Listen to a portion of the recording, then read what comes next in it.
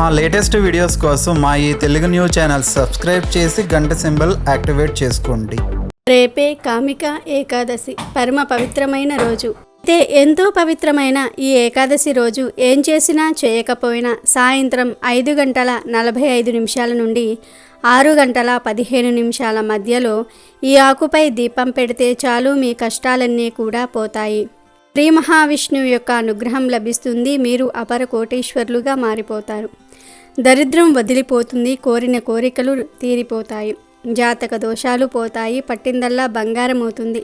అంతేకాదు, ఈ ఏకాదశి రోజు ఈ ఆకు మీద దీపం పెట్టడం వలన మీకు రాజయోగం పడుతుంది. లక్ష్మీ నారాయణుల అనుగ్రహం కలుగుతుంది. మరి ఇంతకీ ఏకాదశి రోజు ఏ ఆకు మీద దీపం పెట్టాలి అనే విషయాన్ని ఇప్పుడు మనం ఈ వీడియోలో వివరంగా తెలుసుకుందాము. ఫ్రెండ్స్, ఫస్ట్ అయితే ఈ వీడియోకి ఒక లైక్ కొట్టి మా ఛానల్ని సబ్స్క్రైబ్ చేసుకుని మాకు సపోర్ట్ చేయండి. కష్టాలతో తలమునకలవుతున్న మానవ జాతిని ఉద్ధరించడానికి సాక్షాత్తు శ్రీహరే ఏకాదశిని ఏర్పాటు చేశాడని, ఏకాదశి వ్రతాన్ని నియమనిష్టలతో ఆచరించిన వారు సమస్త వ్యధల నుంచి విముక్తి పొందగలరని, మరణం అనంతరం వైకుంఠ ప్రాప్తి లభిస్తుందని పద్మపురాణంలో పేర్కొనబడింది. మన పంచాంగం ప్రకారం నెలకు 2 చొప్పున 24 ఏకాదశులు వస్తాయి. చాంద్రమానం ప్రకారం 3 సంవత్సరాలకొక్కసారి అధిక మాసం వస్తుంది. అలాంటప్పుడు 26 ఏకాదశులు వస్తాయి. ఏకాదశి అంటే 11 అని అర్థము. ఆ క్రమంలో ఆషాఢమాసంలో వచ్చే కృష్ణపక్ష ఏకాదశిని కామికా ఏకాదశిగా జరుపుకుంటారు. ఈ ఏకాదశికి పేరుకు తగినట్లే మనలోని కోరికలను సిద్ధింపచేసే శక్తి ఉంది. శ్రీ మహావిష్ణువు యోగనిద్రలోనికి వెళ్ళిన 4 నెలల కాలంలో వచ్చే తొలి ఏకాదశి కావటంతో దీనిని విశేషంగా పరిగణిస్తారు.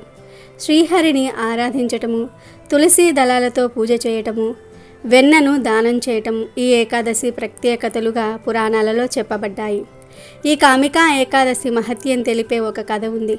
ఒకసారి ధర్మవర్ధనుడైన ధర్మరాజు శ్రీకృష్ణుణ్ణి కృష్ణ ఆషాఢ మాసంలో కృష్ణపక్షంలో వచ్చే ఏకాదశి మహిమలను గురించి వివరించమని కోరగా, దానికి ఆ వాసుదేవుడు సంతోషించి, ఓ రాజా, ఏకాదశి యొక్క మహిమలను వివరించటం కూడా పుణ్యకార్యమే.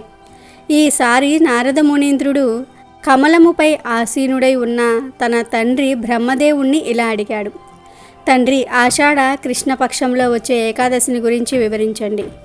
ఆ రోజునకు ఆదిదేవత ఎవరు? ఆ వ్రతమును ఆచరించవలసిన విధి విధానమును గురించి దయ ఉంచి తెలపండి అని కోరాడు. దానికి బ్రహ్మ బదులిస్తూ, నా ప్రియమైన కుమారుడా, మానవాళి సంక్షేమం కోసం నీవు అడిగిన విషయములన్నీ కూడా వివరించెదను. శ్రద్ధగా విను. ఆషాఢ కృష్ణ పక్షంలో వచ్చే ఏకాదశిని కామికా ఏకాదశి అంటారు. ఈ ఏకాదశి మహిమ విన్నంతనే అశ్వమేధయాగ ఫలం లభిస్తుంది. శంకు చక్ర గదాధరుడు తామర పాదములు కలిగి ఉన్నవాడు శ్రీధరుడు, హరి, కృష్ణ, మాధవుడు మరియు మధుసూదనుడు అనే పేర్లతో పిలువబడేవాడు అయిన శ్రీ మహావిష్ణువును కామికా ఏకాదశి రోజు ఆరాధిస్తారు. కామికా ఏకాదశి రోజున శ్రీహరిని ఆరాధిస్తే వచ్చే పుణ్యఫలం కాశీలో గంగా స్నానం కన్నా, హిమాలయాలలో ఉండే కేదారనాథుని దర్శనం కన్నా, సూర్యగ్రహణ సమయంలో కురుక్షేత్రంలో ఆచరించే స్నానం కన్నా, సమస్త భూమండలాన్ని దానం చేసిన దానికన్నా, గ్రహం సింహరాశిలో ఉన్న పౌర్ణమి రోజు సోమవారం గోదావరి నదిలో పుణ్యస్నానం చేస్తే వచ్చే పుణ్యఫలం కన్నా ఎక్కువ. కామికా ఏకాదశి రోజు పాలు ఇచ్చే గోవును దూడ మరియు గ్రాసములతో కలిపి దానం చేయుట వలన సమస్త దేవతల ఆశీర్వాదం పొందుతారు. గతములో చేసిన పాపములకు భయపడేవారు, పాపమయమైన జీవితంలో కూరుకుపోయినవారు ఏకాదశి వ్రతమాచరించి మోక్షమును పొందవచ్చు. ఏకాదశి రోజులు స్వచ్ఛమైనవి మరియు పాప విమోచనమునకు అనువైనవి. నారద ఒక్కసారి ఆ శ్రీహరియే స్వయంగా ఇలా అన్నాడు: కామికా ఏకాదశి రోజు ఉపవసించిన వారు సమస్త ఆధ్యాత్మిక సాహిత్యాలను అధ్యయనం చేసిన వారికన్నా గొప్పవారు. ఈరోజు రాత్రి ఆధ్యాత్మికంగా జాగరణం చేసిన వారు ఎప్పుడూ యమధర్మరాజు కోపానికి గురికారు. ఈ వ్రతం ఆచరించిన వారు భవిష్యత్తులో మళ్ళీ జన్మెత్తే అవసరం ఉండక మోక్షమును పొందుతారు. కనుక ఈ ఏకాదశిని ప్రత్యేక శ్రద్ధతో ఆచరించాలి.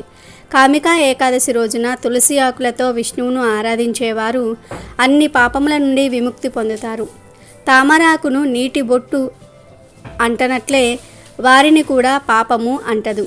ఈరోజు మహావిష్ణువును ఒక్క తులసి ఆకుతో ఆరాధించటం వలన వచ్చే పుణ్యము బంగారం వెండి దానం చేస్తే వచ్చే దానికన్నా ఎక్కువ. తులసి ఆకుతో ఆరాధిస్తే శ్రీహరి ముత్యాలు కెంపులు పుష్పరాగములు వజ్రాలు నీలం మరియు గోమధికములతో పూజించిన దానికన్నా ఎక్కువ సంతోషిస్తాడు. ఈరోజు లేత తులసి ఆకులతో చేసే ఆరాధన గత జన్మ పాపాలను కూడా తొలగింపజేస్తుంది. కామికా ఏకాదశి రోజున తులసి మొక్కను ఆరాధిస్తే పాపములు తొలగిపోతాయి. తులసిని నేతి దీపంతో ఆరాధిస్తే వాళ్ళ పాపములను చిత్రగుప్తుడు లెక్కలోకి తీసుకోడు. ఈ రోజున ఎవరైతే శ్రీకృష్ణుణ్ణి నువ్వుల మరియు నేతి దీపములతో ఆరాధిస్తారో వారు శాశ్వతంగా సూర్యలోకములో నివసించే అర్హత కలిగి ఉంటారు. కామికా ఏకాదశికి బ్రహ్మహత్య పాతకాన్ని భ్రూణహత్య పాపమును కూడా తొలగించే శక్తి ఉంది. దీనికి సంబంధించిన ఒక కథ కూడా ఉంది, చెప్తాను విను అని బ్రహ్మ నారదుడితో ఇలా చెప్పసాగాడు. పూర్వం ఒక ఊరిలో ఒక బలవంతుడు మరియు ఒక బ్రాహ్మణుడు నివసించేవారు. వారు ఇద్దరు ఒకరికొకరు ద్వేషించుకునేవారు. ఒకరోజు వారిద్దరికీ మధ్య పెద్ద గొడవ జరిగింది. కోపంతో బలవంతుడైన ఆ వ్యక్తి బ్రాహ్మణుణ్ణి చంపాడు. బ్రాహ్మణుణ్ణి చంపినందుకు అతడు సమాజం నుంచి బహిష్కరింపబడ్డాడు. అతనికి బ్రహ్మహత్య పాతకం అంటుకుంది. అతను తన పాపానికి ప్రాయశ్చిత్తం కోసం ఒక మహర్షి దగ్గరకు వెళ్ళాడు. మహర్షిని చంపిన అపరాధం నుండి ఎలా బయటపడాలని మహర్షిని అడిగాడు. దయచేసి దీనికి ఏదైనా ఉపాయం చెప్పండి అని అడిగాడు. ఈ పాపం పోవాలంటే కామికా ఏకాదశి వ్రతం చేయమని మహర్షి సూచించాడు. మహర్షి చెప్పినట్లే అతను కామికా ఏకాదశి రోజున విష్ణువును పూజించాడు.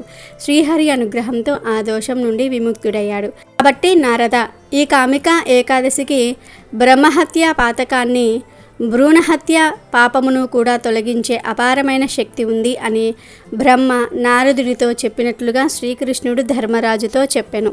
ఏకాదశి పరమ పవిత్రమైనది గనుక ఈరోజు సాయంత్రం సంధ్యా సమయంలో 5:45 నుండి 6:15 మధ్యలో ఏకంగా మందార ఆకు మీద దీపం పెడితే చాలు లక్ష్మీనారాయణుల అనుగ్రహంతో కష్టాలు పోయి మీరు కుబేరులుగా మారిపోతారని శాస్త్రాలు చెప్తూ ఉన్నాయి. మీరు ఈ ఏకాదశి రోజు ఉపవాసాలు పూజలు ఏమీ చేయకపోయినా సరే సాయంత్రం ఇప్పుడు మనం చెప్పుకున్న సమయంలో చక్కగా స్నానం చేసుకుని ఇంట్లో లక్ష్మీనారాయణుల ఫోటో ముందు కానీ వెంకటేశ్వర స్వామి వారి ఫోటో ముందు కానీ చక్కగా మందార ఆకు మీద దీపం పెట్టండి. అంటే ముందు ఒక మందార ఆకును తెంచుకుని దాని మీద స్వస్తిక్ గుర్తును వేయండి. పసుపుతో స్వస్తిక్ గుర్తును వేసి ఆ తర్వాత మందార ఆకును స్వామివారి ఫోటో ముందు పెట్టండి. ఆ ఆకు మీద మట్టి ప్రమిదను పెట్టండి.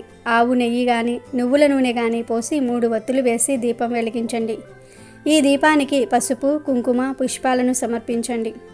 చిన్న బెల్లం ముక్కను నివేదనగా పెట్టండి. ఇలా ఈ ఏకాదశి రోజు దీపం పెడితే జాతక దోషాలు పోతాయి, కష్టాలు సమస్యలు బాధలు అన్నీ పోతాయి, ధనలాభం కలుగుతుంది, స్వామివారి అనుగ్రహం కలుగుతుంది, మీరు అపర కుబేరులుగా మారిపోతారు, పట్టిందల్లా బంగారం అవుతుంది. కాబట్టి మీరు కూడా ఈ ఏకాదశి రోజు మందార ఆకు మీద దీపం వెలిగించి శుభ ఫలితాలను పొందండి. అదేవిధంగా ఈ ఏకాదశి రోజు 11 సార్లు శ్రీరామ రామ రామేతి రమే రామే మనోరమే సహస్రనామ తత్తుల్యం రామనామ వరాననే అనే ఈ మంత్రాన్ని పఠిస్తే చాలా మంచిది. విష్ణుమూర్తి అనుగ్రహం కలుగుతుంది, మీకు అన్ని శుభాలే జరుగుతాయి. ఈరోజు స్నానం చేసే ముందు కొన్ని లేత వేప ఆకులను తెచ్చుకొని ఆ ఆకులను నూరి ముద్దలాగా చేసి ఆ వేప ఆకుల ముద్దను నీటిలో కలుపుకొని ఆ నీటితో స్నానం చేయాలి. కామికా ఏకాదశి రోజు ఇలా స్నానం చేయటం ద్వారా మీ జన్మజన్మల పాపాలన్నీ కూడా తొలగిపోతాయి, కోటి జన్మల పుణ్యం కలుగుతుంది. మీ ఒంట్లో ఉండే దుష్ట శక్తులు నెగిటివ్ ఎనర్జీ మొత్తం కూడా పోతుంది. మీ దేహానికి మంచి ఉత్తేజం కాంతి వస్తాయి. కాబట్టి కామికా ఏకాదశి రోజు అందరూ కూడా ఈ విధంగా స్నానం చేయండి. ఈ కలియుగంలో చాలామందికి ఏకాదశి ప్రాముఖ్యత తెలియటం లేదు. ఏకాదశి రోజు రకరకాల తప్పులు చేస్తూ ఉన్నారు. ఏకాదశి అంటే ఏక ప్లస్ దశ అంటే 11 అని అర్థం. 5 జ్ఞానేంద్రియాలు 5 కర్మేంద్రియాలు ఒక మనసు, ఈ 11 ఉండబట్టే మన జీవితం ముందుకు నడుస్తుంది. ఈ 11 ఇంద్రియాలను పవిత్రంగా అదుపులో ఉంచుకోవటమే ఏకాదశి. నాలుక ముక్కు చెవి కన్ను చర్మం ఇవి 5 జ్ఞానేంద్రియాలు. వీటి వలనే మనకు సెన్స్ తెలుస్తుంది. ఏకాదశి రోజు ఈ 5టిని పవిత్రంగా ఉంచుకోవాలి. నాలుకను పవిత్రంగా ఉంచుకోవడానికి మాంసం మద్యం తాంబూలం వేసుకోవటం, పరుల తిండిని ఏకాదశి రోజు పక్కన పెట్టేయాలి. అలాగే చెవి, ముక్కు, కన్ను, చర్మం వీటికి సంబంధించి కూడా పవిత్రంగా ఉండాలి. అంటే ఇరుగు పొరుగు వారి మీద చాడీలు వినకుండా, చూడకూడనివి చూడకుండా ఉంటే అప్పుడు ఈ జ్ఞానేంద్రియాలను పవిత్రంగా ఉంచుకున్నట్లు అవుతుంది. అలాగే ఏకాదశి రోజు అసలు అభ్యంగన స్నానం చేయకూడదు. అంటే తలంటు స్నానం చేయకూడదు, ఎందుకంటే అది భోగదాయకం. అలాగే ఏకాదశి రోజు క్షవరం చేయించుకోకూడదు. తల మీద నీళ్లు పోసుకుని స్నానం చేయొచ్చు. మృత్తికా స్నానం చేస్తే ఇంకా మంచిది. మృత్తికా స్నానం అంటే మట్టిని, నువ్వుల పిండిని, ఆవు పేడను ఈ మూడిటిని కలిపి ఒంటికి పట్టించుకొని స్నానం చేస్తే దానిని మృత్తికా స్నానం అంటారు. ఈ 3 పదార్థాలు దివ్యమైన ఔషధ గుణాలను కలిగి ఉంటాయి. ఈ మృత్తికా స్నానం చేసే శరీరానికి చాలా మేలు జరుగుతుంది. వాక్కు, చేతులు, కాలు, మలద్వారం, మూత్రద్వారం ఈ 5 కర్మేంద్రియాలు, ఈ కర్మేంద్రియాలతో కూడా ఎటువంటి తప్పులు చేయకూడదు. అంటే పరులను నిందించకూడదు, బాధ పెట్టకూడదు. పాషాండులతో చర్చలకు, వాదనలకు దిగకండి.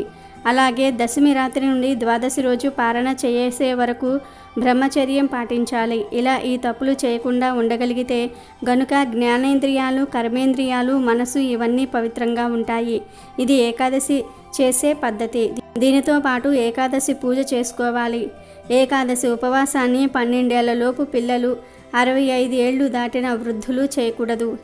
ఏకాదశిని గృహస్థులు, బ్రహ్మచారులు, సన్యాసులు, వితంతువులు ఎవరైనా సరే చేసుకోవచ్చు.